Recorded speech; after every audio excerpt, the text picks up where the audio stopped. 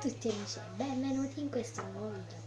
Oggi vi farò vedere questo slime che non so, se non sapete che slime è, andatelo a vedere dentro lo slime della mia collezione. Allora, come vedete è verde acqua, azzurro, non so che colore è. Allora, è un po' strano. Questo è il problema. Allora, l'ho fatto con il Play-Doh, mischiando due tipi di Play-Doh, il blu e l'arancione. Allora, è molto bello, però è sempre un po' strano. C'è una parte dove è dura che io non riesco a modellare, ma secondo me giocandoci si ammorbidisce di più, no, si spezza. Non è molto butter, anzi non è proprio butter. Non è venuto un clay slime. Allora, se lo allungate piano si allunga, però se lo allungate veloce si strappa, si rompe. Non si può allargare, anzi proprio duro, però è qua la parte che è dura. Non so che cosa c'era, però ci ho messo solo il Play-Doh e avevo fatto una slime normalissima e poi ci ho aggiunto il Play-Doh direttamente,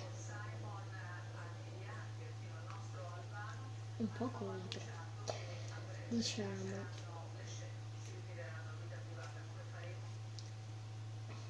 Come vedete si strappa sempre.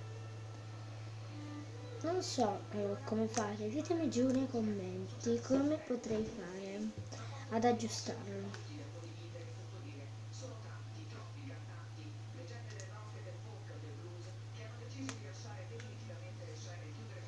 Vedete, c'è anche una pallina all'interno.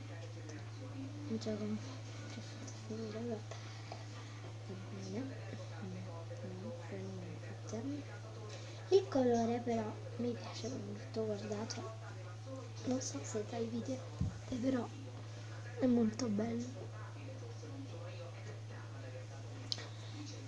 Allora,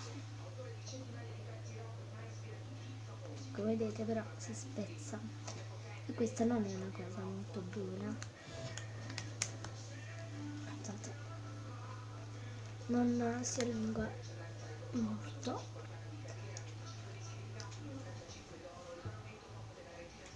Però macchia un po' le mani. Già questo non è che mi piace molto, guardate, spezza sempre. Poi ditemi giù nei commenti se questa visuale mi piace oppure quella là di prima. Un po' di ASMR lo fa, ma non molto. Allora, spero che il video vi sia piaciuto, mettete like se vi è piaciuto, iscrivetevi al canale, attivate la campanella e condividete il video. Ciao!